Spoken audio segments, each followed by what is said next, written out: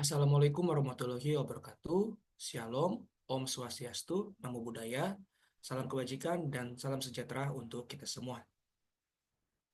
Yang saya hormati Dr. Hendra Remawan, Eskom MT, sebagai dosen pengajar rangkaian digital Paralel 4, dan saya serta Jordan rekan saya di sini membuat video ini dengan tujuan untuk memenuhi tugas 2 implementasi fungsi boolean dengan logism dalam matkul rangkaian digital.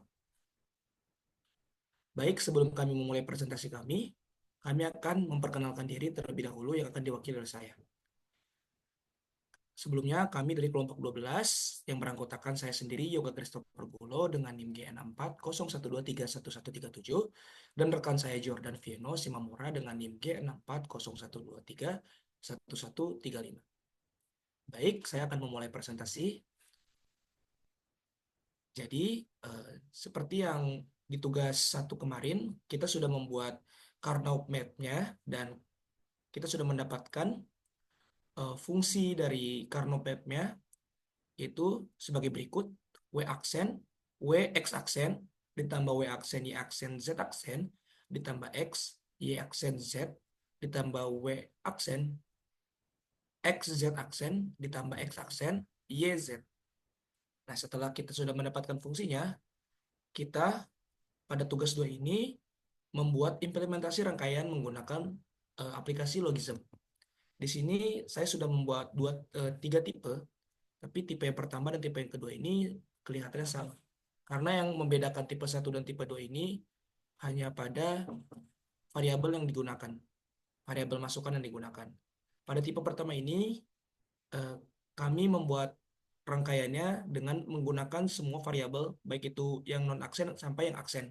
Seperti di sini, untuk eh, peubah pertama, kami masukkan W dan X aksen ke get N, dan get N ini memiliki cabang yang langsung dihubungkan dengan get OR.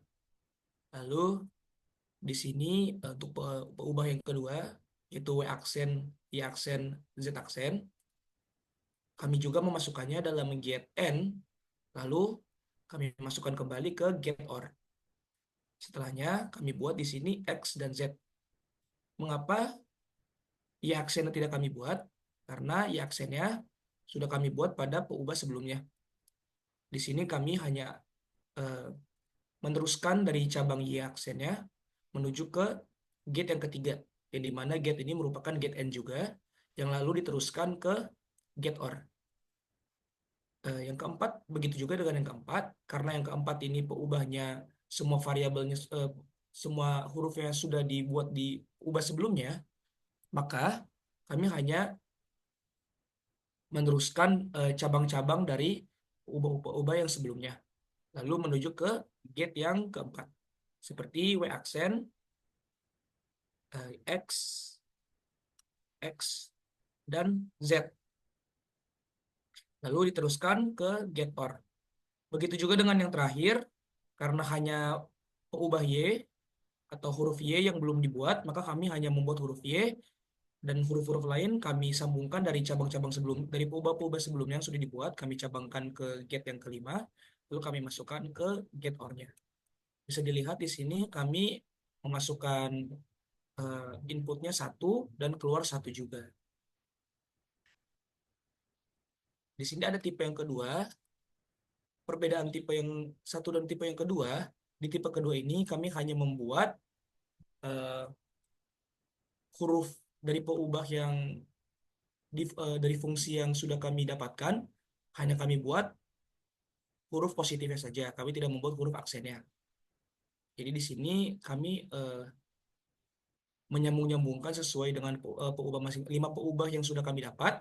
Semisalnya W dan X aksen.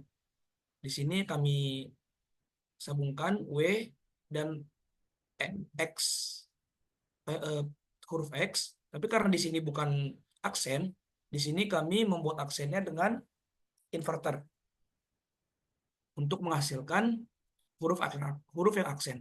Lalu karena di sini hanya satu yang hanya peubah satu yang menyala, hanya huruf W yang menyala dan X tidak karena ditambahi oleh inverter, maka N-nya akan menghasilkan output 0. Begitu juga dengan yang lain. Setelah kita masukkan semua keluarannya atau output dari get ED ini akan menuju ke get OR dan menghasilkan output 0. Karena di sini ada inverter yang digunakan untuk menghasilkan huruf yang aksen dari setiap peubah yang kami sudah temukan fungsinya. Baik, untuk rangkaian penyederhanaan rangkaian NAND akan diteruskan oleh rekan saya Jordan. Terima kasih ya, Mbak. Untuk itu saya akan melanjutkan yang penyederhanaan rangkaian yang nanti. Oke, jadi ini sama seperti yang nomor tipe A, kita akan menuliskan dulu semua variabelnya. Kita mengurutkan berdasarkan fungsi yang sudah kami dapatkan dari tugas pertama kami.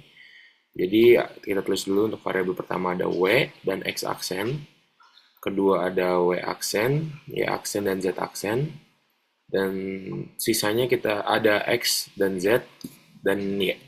Sisanya akan kami tarik lagi yang dari atas seperti sama yang tipe pertama. Untuk yang W dan X aksen ini, kita menuliskan value 1 pada dua-duanya. Kemudian kita tambahkan get none, di mana hasilnya menjadi 0. Sama seperti get yang 1, get 2 juga, mengambil W aksen ke get none-nya, dan Y aksen, dan Z aksennya masuk, dan karena rangkaian get none ini ada bubble-nya, jadi satunya menjadi 0. G3 juga kita tarik lagi, itu dari X, habis itu Y, X, Y aksen, dan Z, sama seperti tadi menjadi 0 juga. Ke G4, kita juga menarik dari W aksen, W aksen, X, dan Z aksen, sama seperti tadi menjadi 0 juga. Dan untuk yang terakhir, kita menarik lagi jadi X aksen, Y, dan juga Z. Setelah semua ini udah melewati get none ini, hasilnya menjadi 0.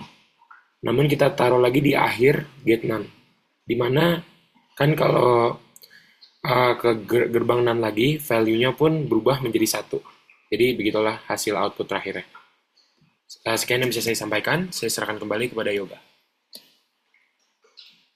Baik, mungkin sekian sesi presentasi untuk tugas 2 dari saya dan rekan saya Jordan. Kami ucapkan terima kasih kepada Pak Herman yang sudah menyediakan waktunya untuk menonton presentasi kami, dan kami juga meminta maaf jikalau ada salah kata dan ucapan yang kami ucapkan selama kami melaksanakan presentasi pada video ini. Mungkin sekian dari kami, terima kasih.